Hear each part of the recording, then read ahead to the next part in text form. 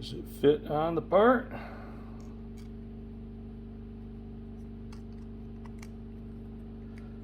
Nice snug fit. Snaps right down.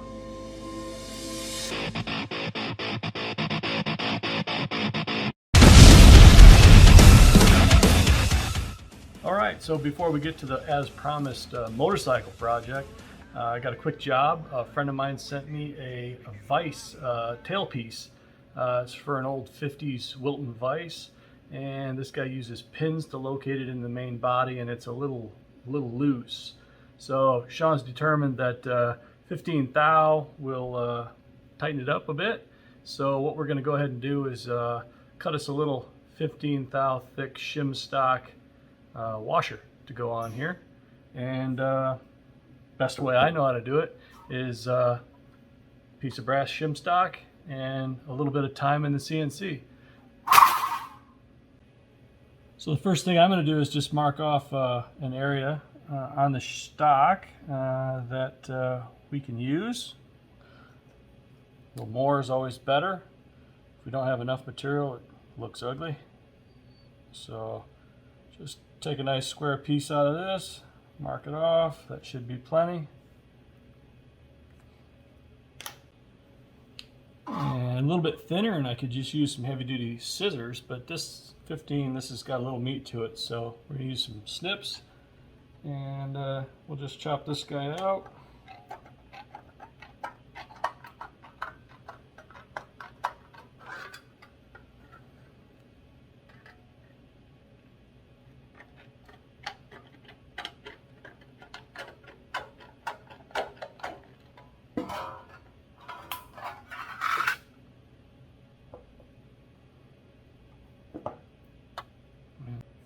Okay, now we want to go ahead and measure what size this thing's got to be.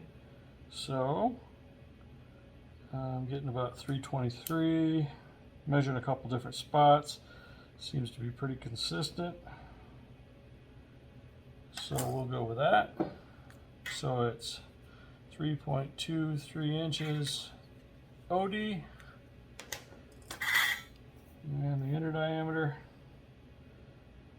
looks like 2.5. But we're going to want to add a little clearance in there, so I'm going to go 251. It looks like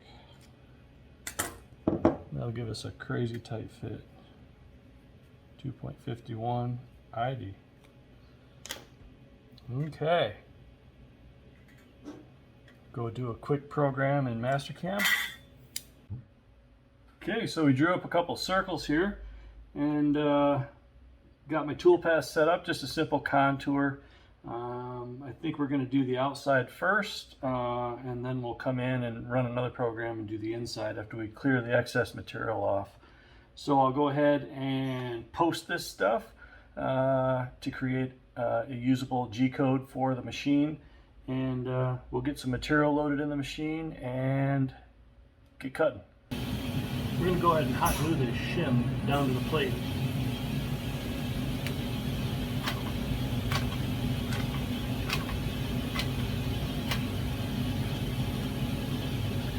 A little weight on it.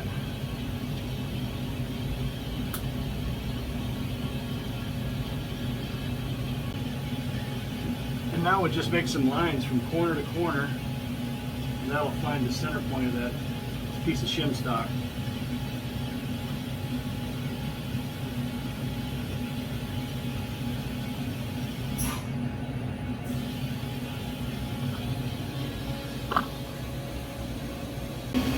Okay, now we're going to set the Z height of the tool we're going to use, which is a 1/4 inch end mill. So I'm bringing that down to 0 against the plate there. Just feeling for drag on this piece of paper, moving down in 1 thou increments, and there it is. That tells me I'm about 4.5 thou away from the plate. So I'll click down 1, 2, 3, 4 times, and we'll set that as 0.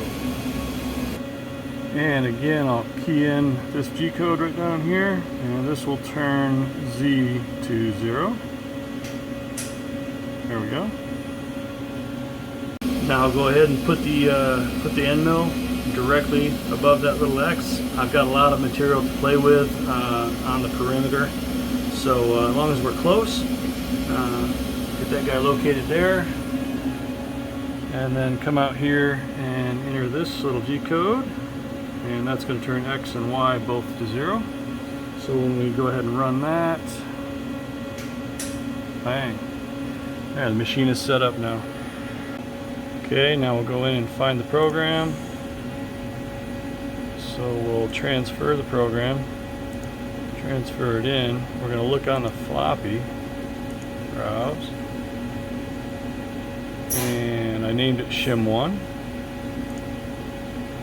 Start transfer. That's bringing the program into the memory of the machine from the disk. And then I go ahead and just run the program. That'll bring it into the program slot there. I can go down and check. It looks right. It's 1/4 inch end mill. Its first move is really down to Z0. Feed rate of 3. Nice and slow. Penetrate the material, then it's going to pick up speed. And go ahead and cut the diameter.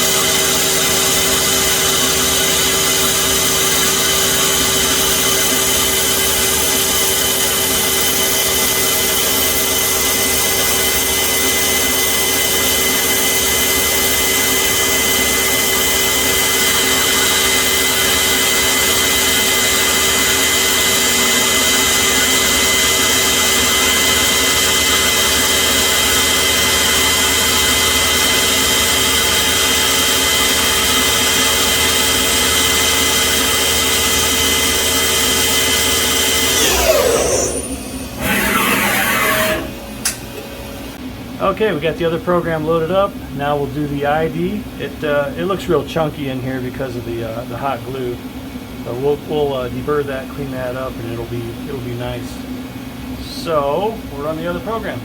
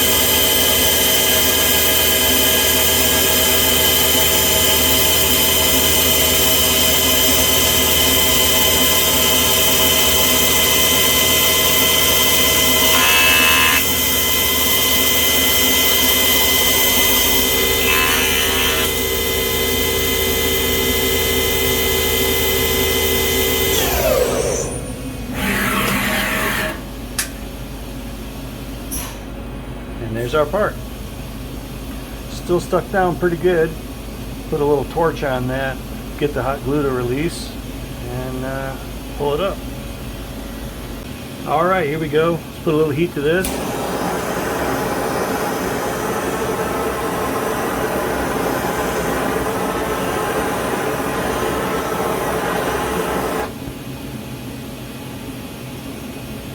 Lifts right up. Now we're going to spend a few minutes getting all these burrs, which is really mostly just the hot glue, getting all this stuff off of here so we can deburr it properly.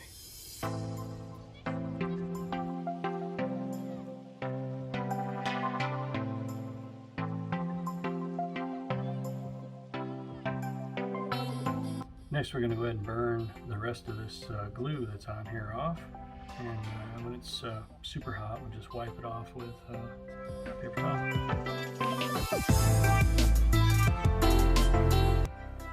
Now we'll go ahead and hit this with a little Scotch-Brite just to bring some of the natural color back. A little bit of that stuff's burnt onto the surface, and that'll clean it right up. It'll also take some of the burrs off the edge that I didn't get with a deburring tool. And just some red Scotch-Brite.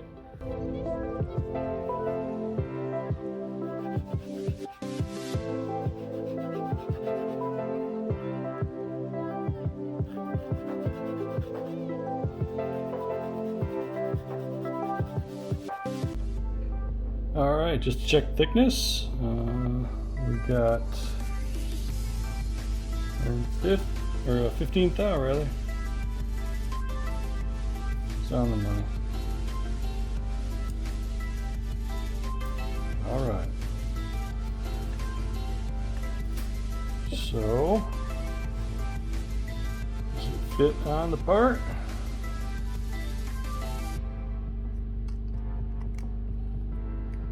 Nice snug fit. Snaps right down.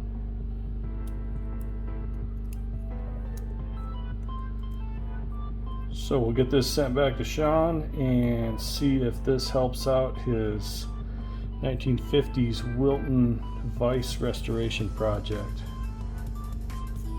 Just a quick demo of how I go ahead and make a pretty accurate little 15 thou thick shim. There's many ways to do it, but this is how I do it.